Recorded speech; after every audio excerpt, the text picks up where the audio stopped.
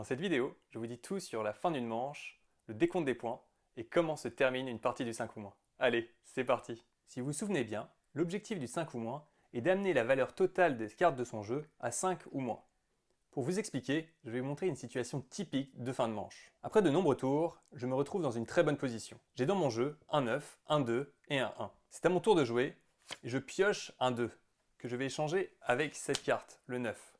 Je me retrouve alors avec un 2 et un 1. La valeur totale de mes cartes est donc de 5. À la fin de mon tour, j'annonce 5 ou moins. Se déclenche alors la fin de la manche. L'autre joueur est dans une position moins confortable. Son objectif va donc être de baisser la valeur totale de ses cartes. Il a un dernier tour à jouer. Il pioche un 3 et va l'échanger avec une de ses cartes, un 7. Il a réussi à baisser la valeur totale de ses cartes, mais il se retrouve toujours au-dessus de 5 ou moins et termine son tour sans annoncer 5 ou moins. On va alors donc révéler les cartes de mon jeu pour vérifier que j'ai bien eu 5 ou moins. Je me retrouve à 5. Pour le décompte des points, étant le gagnant de la manche, je vais noter 0. L'autre joueur va devoir aussi révéler ses cartes.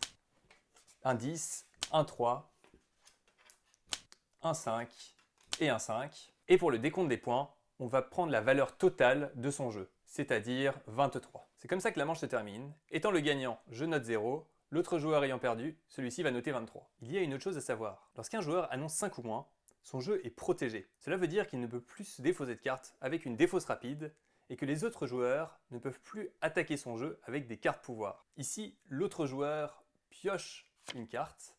C'est une bonne carte qui va échanger avec une carte pouvoir. Cette carte pouvoir ne peut pas être activée pour venir me rajouter une carte. Mon jeu est protégé car j'ai annoncé 5 ou moins. Je vais vous montrer une autre situation typique de fin de manche. Lorsque deux ou plusieurs joueurs annoncent 5 ou moins.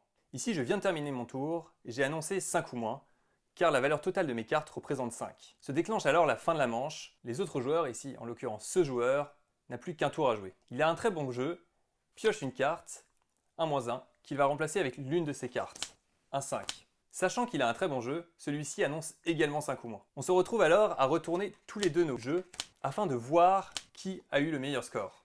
Lui se retrouve avec un -1, un 3 et un 0.